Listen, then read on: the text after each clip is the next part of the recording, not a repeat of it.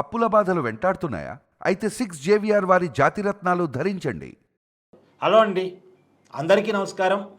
నేను మీ కట్టా కార్తీక్. ఆడలేక మధ్యల దరువు అని సామెత ఉంది కదా, ఇప్పుడు వైసీపీ అదే చేస్తుంది. తను ఆడలేక మధ్యల దరువు చేస్తుంది. గతంలో చేసింది ఫెయిల్ అయింది, మళ్ళీ ఇప్పుడు అదే పని నమ్ముకుంది. జడా శ్రవణ్ కుమార్ అనేటువంటి ఒక మాజీ న్యాయమూర్తిని ముందు పెట్టి జనసేనను టీడీపీని విడదీయాలనేటువంటి ప్రయత్నం చేస్తూ ఉంది.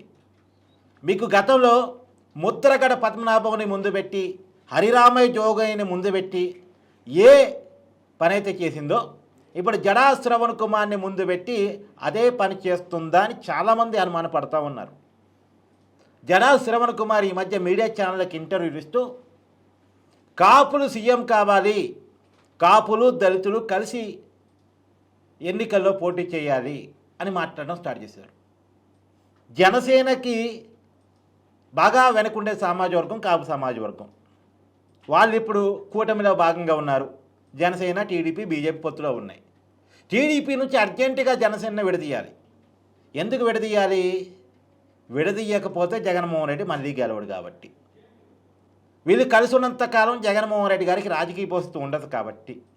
2029లో కూడా ఇదే ఫలితాలు వస్తే జగన్మోహన్ రెడ్డి గారి రాజకీయ భవిష్యత్తు, వైసీపీ రాజకీయ భవిష్యత్తు ప్రమాదంలో పడిద్ది కాబట్టి, వైసీపీకి అవకాశం లేకుండా పోయిద్ది కాబట్టి 2029 ఎన్నికల్లో కూడా వైసీపీ ఇంతే దారుణమైన ఓటమిని చవి చూస్తే జగన్మోహన్ రెడ్డి గారి మీద ఉన్న కేసుల్లో ఏదో ఒకటి తేలి జైలుకి వెళ్ళేటువంటి అవకాశం ఉంటుంది కాబట్టి, ఇప్పటి వరకు నిందితుడిగా మాత్రమే ఉన్నటువంటి జగన్మోహన్ రెడ్డి గారు అప్పుడు దోషిగా తేలి జైలుకి వెళితే అతనికి 2.5 సంవత్సరాల పైగా శిక్ష పడేటువంటి అవకాశం ఉంది కాబట్టి, ఎందుకంటే అతని మీద ఉన్నటువంటి ప్రతి కేసు కూడా 2.5 years పైన శిక్ష పడే కేసు. నేను చాలా వీడియోలు చెప్పాను ఈ మాట. 2.5 years పైన శిక్ష పడితే అతను ఎమ్మెల్యేగా అనర్హులు అవుతాడు, ఎన్నికల్లో పోటీ చేయడానికి అవకాశం ఉండదు, జైల్లో ఉన్నంతకాలం ఉండదు, జైలు నుంచి వచ్చిన తర్వాత 10 సంవత్సరాల పాటు ఉండదు. జగన్మోహన్ రెడ్డి గారే ఎన్నికల్లో పోటీ చేసి అర్హతను కోల్పోతే ఇక వైసీపీ రాజకీయంగా ప్రమాదంలో పడినట్టే లెక్క. ఎందుకంటే నాయకుడు బేస్ మీద ఉన్న పార్టీ కదా, నాయకుడు ఎన్నికల్లో పోటీ చేసే అవకాశం లేకుండా ఉన్నప్పుడు ఇక పార్టీ ఎలా ఉంటుంది? చల్లా చెదురైపోతుంది. కాబట్టి 2029లో గెలవటం అనేది వైసీపీకి చాలా ఇంపార్టెంట్.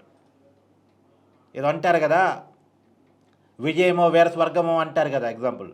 అలాగా విజయం సాధించడమా, లేదు అంటే ఆంధ్రప్రదేశ్ రాజకీయాల నుంచి స్కిప్ అవుట్ కావటమా, ఇది మాత్రమే ఉంటుంది అనేటువంటి విషయం వైసీపీలో ఆ భయం ఉంది. కాబట్టి 2029లో ఎట్టి పరిస్థితిలో గెలవాలంటే ఏం చేయాలి? కూటమిగా కాకుండా జనసేనని టీడీపీని విడగొట్టాలి. వాళ్ళు విడిపోతే తప్ప గెలవలేము అనేటువంటి ఒక ఆలోచన. ఒకప్పుడు మనం స్కూల్లో పుస్తకాలు చదువుకునేవాళ్ళం. ఆవులు కలిసి మేతకెళ్తూ ఉంటాయి. ఆవులు కలిసి ఉన్నంతసేపు క్రూరమృగం వాటిని ఏమీ చేయలేదు, వాటి మీద పడి తినలేదు. ఏం చేస్తుంది ఆ క్రూరమృగం? ఒక్కొక్క ఆవుని మధ్య చేసుకుంటూ ఆవుల మధ్య పుల్లబెట్టే ప్రయత్నం చేస్తుంది. ఆవులు ఎప్పుడైతే గొడవ పడి విడిపోతాయో ఈ క్రూరమృగం మాటలు విని వెంటనే ఒక్కొక్క ఆవు విడిగా ఉంది చూసి వెళ్ళి మీద పడి కొరక్క తింటుంది. ఇప్పుడు ఇదే పద్ధతిని వైసీపీ నమ్ముకుందా? ఇంకోటి కూడా ఉంది, బ్రిటిష్ వల్ల డివైడ్ అండ్ రూల్ పాలసీ. ఇప్పుడు వైసీపీ విధానం ఇదే అనేది చర్చ కూడా నడుస్తుంది. డివైడ్ అండ్ రూల్ పాలసీ ఏంటి? బ్రిటిష్ వాళ్ళు మన దేశానికి వచ్చాడు, వాళ్ళు మహాటో 400 మంది వచ్చి ఉంటారు మన దేశాన్ని పరిపాలించడానికి. కానీ మనం ఎంత కోట్లాది మంది జనాభా ఒక్కసారిగా తిరుగుబాటు చేస్తే బ్రిటిష్ వాళ్ళు ఎంతసేపు బ్రిటిష్ వాళ్ళని పారదోలటం. కానీ మనం ఐక్యంగా ఉంటే వాడి పాచికలు పారం, మనని పరిపాలించలేడు. దాదాపు 200 సంవత్సరాలు ఎలా పరిపాలించగలిగాడంటే డివైడ్ అండ్ రూల్ పాలసీ ద్వారా. అంటే మన కులాల పేరుతో, భాషల పేరుతో, ప్రాంతాల పేరుతో, మతాల పేరుతో, వర్గాల పేరుతో మనలో ఉన్నటువంటి వైషమ్యాలని రెచ్చగొట్టి మన మధ్య అనైక్యత క్రియేట్ చేసి వాడి మనని పరిపాలించగలిగాడు. మనం ఎప్పుడైతే కులాలకు అతీతంగా, మతాలకు అతీతంగా, ప్రాంతాలకు అతీతంగా, భాషలకు అతీతంగా కలిసి క్విట్ ఇండియా అని చెప్పేసి పిడికలు బిగించి నినాదం చేశామో పారిపోయాడు. ఎప్పుడైనా ప్రజలు ఐక్యంగా ఉంటే ఎవడూ ఏమీ చేయలేడు. ఇప్పుడు పార్టీలు అంటే కూటమి ఐక్యంగా ఉన్నా వైసీపీ ఏమీ చేయలేదు, గెలవలేదు. కాబట్టి బ్రిటిష్ వాడు నమ్ముకున్నటువంటి డివైడ్ అండ్ రూల్ పాలసీ అంటే ఆ వాసనలు ఉన్నాయి జగన్మోహన్ రెడ్డి గారు. అప్పుడప్పుడు లండన్ పోయి వస్తుంటారుగా, లండన్ నీళ్ళు బాగా పడ్డట్టున్నాయి. డివైడ్ అండ్ రూల్ పాలసీని ఆయన నమ్ముకున్నారు.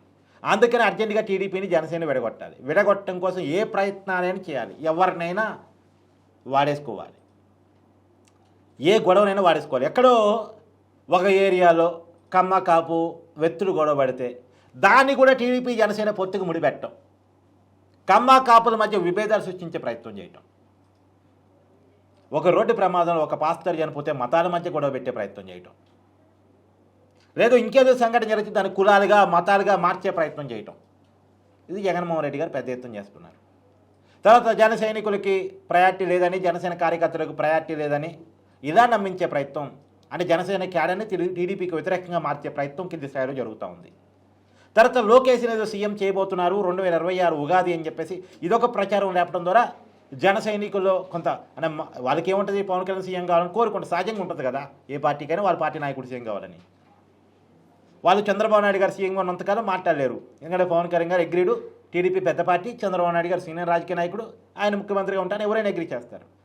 కానీ నిస్తరం లీడర్షిప్ను కూడా టీడీపీ ప్రమోట్ చేసుకుంటుంది, జనసేనని పక్కన పడేసింది అనే ఒక ప్రచారాన్ని వైసీపీ లేపింది అనుకో, ఆ ప్రచారానికి జన సైనికులు కొంత అధైర్యపడటమో లేదా ఆ ప్రచారాన్ని నమ్మటమో చేస్తే టీడీపీ కార్యకర్తలకు వైసీపీ కార్యకర్తలకు మధ్య గ్యాప్ వస్తుంది కదా. ఒకవైపు ఆ ప్రచారం చేపించడం, ఇంకోవైపు ఏంటి, అసలు కాపే సీఎం కావాలి. సహజంగా కాపు సమాజ వర్గంలో మా వాడు సీఎం కావాలని ఏ వర్గరికైనా ఉంటుంది, సహజంగా ఉంటుంది. ఆ ఆశని ఎక్కువగా లేపడం ద్వారా టీడీపీకి వ్యతిరేకంగా వాళ్ళందరినీ తయారు చేయాలి. ఈ ప్రయత్నంలో ఇప్పుడు వైసీపీ వర్కౌట్ చేసే పని చేస్తూ ఉంది. అంటే ప్రజలు ఐక్యంగా ఉండాలని ఒక రాజకీయ పార్టీ పనిచేయాలి. ఒక రాజకీయ పార్టీ కులాలని ఆధారంగా చేసుకొని పనిచేయకూడదు, నిజానికి కులాన్ని ఆధారంగా చేసుకొని పనిచేయకూడదు. కానీ వైసీపీ మొదటి నుంచి అదే రాజకీయం. 2019 ఎన్నికల కంటే ముందు కమ్మ కులాన్ని ఎక్కువగా టార్గెట్ చేసి ఆ కమ్మ కులానికి వ్యతిరేకంగా మిగతా సామాజిక వర్గాన్ని మార్చడానికి ప్రయత్నం చేసి కొంత సక్సెస్ అయింది. 2019 అధికారంలోకి వచ్చింది. అప్పుడు చెప్పిన అబద్ధాలు అని తర్వాత అందరూ తెలుసుకున్నారు, వేరే విషయం. కానీ వైసీపీ అధికారంలోకి వచ్చిన తర్వాత రాష్ట్రమే టార్గెట్ అయిపోయింది, రాష్ట్ర ప్రజలే టార్గెట్ అయిపోయారు. రాష్ట్రం ఒక విధ్వంసకర పరిస్థితిలోకి నెట్టబడిందని చెప్పేసి కూటమి నాయకులు భావించి విడిపోయినటువంటి కూటమి పార్టీలు కూడా కలవటం జగన్మోహన్ రెడ్డి గారికి నచ్చలేదు.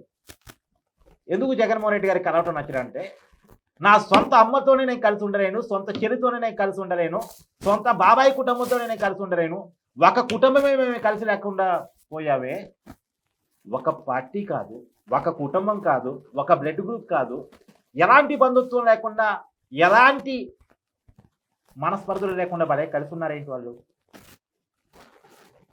అరే ఇదా నాకు సాధ్యం కావట్లేదే అని జగన్మోహన్ రెడ్డి. అంటే మనకు సాధ్యంగా అంది అవతల దగ్గర సాధ్యం అవుతుందంటే కుళ్ళుతనం. రెండోది వాళ్ళు కలిసి ఉన్నంత కన్నా తన చేతికి అధికారం రాదు అనే ఒక భయం. ఆ కుళ్ళుతనమో లేక భయమో మొత్తంగా వాళ్ళని విడదీయాలనేటువంటి విపరీతమైనటువంటి ప్రయత్నంలో భాగంగా ఇలాంటి ప్రచారం చేపిస్తున్నారు అనేది చాలామంది భావిస్తున్న మాట. సో మీకేమనిపిస్తుందో కూడా కామెంట్ కూడా తెలియజేయండి.